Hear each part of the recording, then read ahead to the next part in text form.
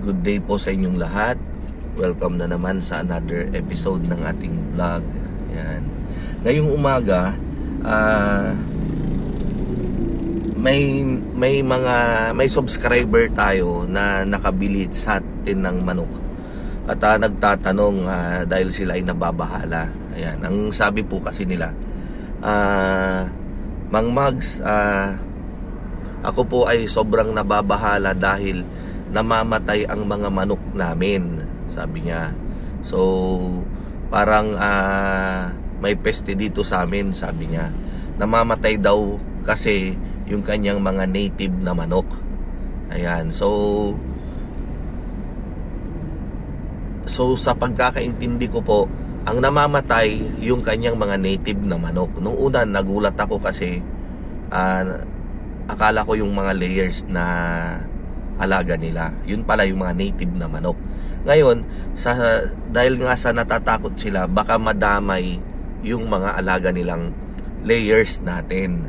Yan. So tinanong ako kung ano yung pwede nilang gawin. So kako, unang-una, yung manok na nanggagaling po sa akin ay bakunado po yan nung pang anti-peste. Yung bakuna po nung peste na yan, or yung tinatawag na Newcastle disease, NCD. Ngayon, kung gusto nyong makasigurado kako, pwede nyo silang bakunahan ulit nung pang Newcastle disease. At yan ay mabibili sa mga poultry supply. Ayan, sa mga malalaking poultry supply na nagtitinda ng bakuna. Ayan. So ang tawag po nung yung brand name nung bakuna na yan, SH120. Yan, kapag ang kukunin yung brand ay yung sa Hipra. Ayan, SH120 po ang pangalan ng bakuna na yan. SH120, tandaan nyo po. Ang isang vial ay good for 1,000 heads na sisiw or manok. 1,000 heads. Yan po ay siguro mga dyan, kapag nasa poultry supply na, mga less than, more or less mga 500 pesos po ang isang vial. So yung manok nila ma'am ay 96 heads. So isang vial po yung kanilang gagamitin, kasi wala naman pong tingi, wala naman nang mabili na pang good for 100 heads lang. 1,000 po yan, yung isang vial. At ang bote po niyan, napakaliit po. Alam niyo po yung bote ng Merthiolate? Yun, ganun lang po yung maliit na bote ng Merthiolate. Yan. So ang pag-apply po dyan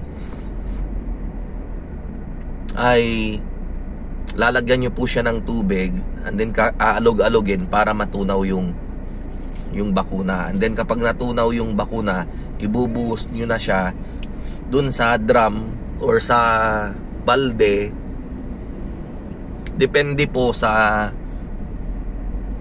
dami ng babakunahan ninyo.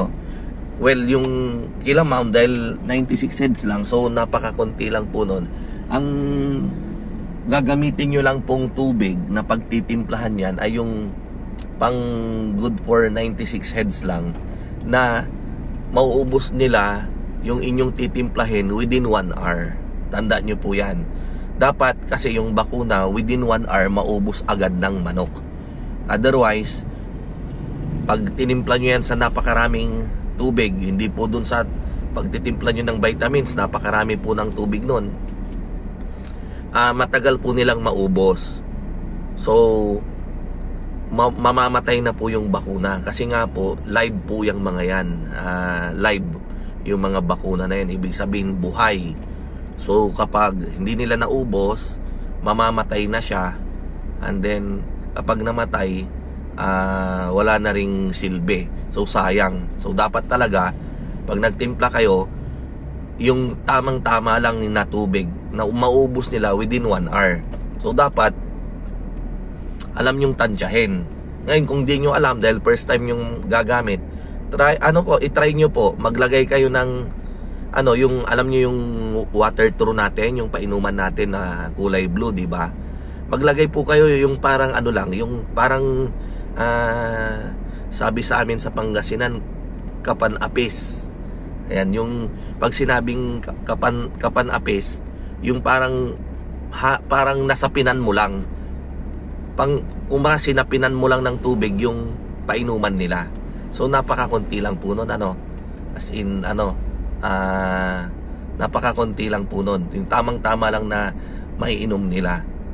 So after 1 hour, pag nainom na nila, okay na po yun. Ngayon, yung sakaling may naubos, yung mga natira, ang gawin nyo po,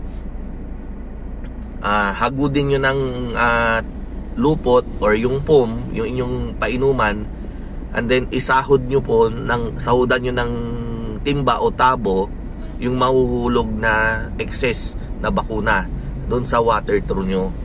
Bakit po? Bakit kailangan nating isahod?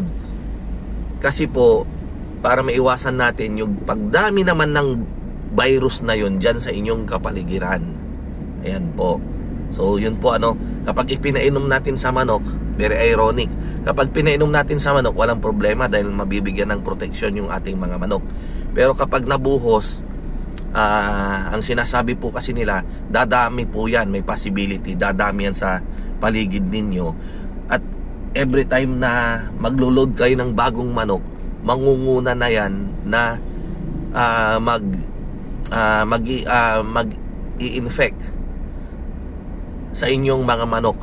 Ayan, dahil kumbaga meron na kayong mga bakuna doon, na andun na yung mga virus na yon, active na siya sa inyong lugar.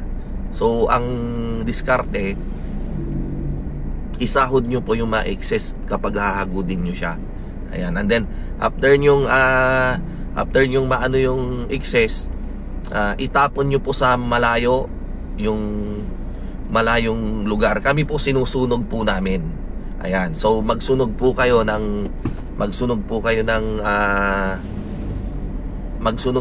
and then doon nyo itapon yung tubig. So ang mangyayari nun, mababurn, ano, may initan yung virus, and then mamamatay na sila. Hindi na, mapre-prevent natin yung pagkalat. So number 1 po yan. Number 1 po, please po pakitandang mabuti. Ayan, so i-try nyo munang mag-testing. Halimbawa yung 20 liters or 40 liters na na tubig, kapag nasapinan, siguro 20 liters is tama.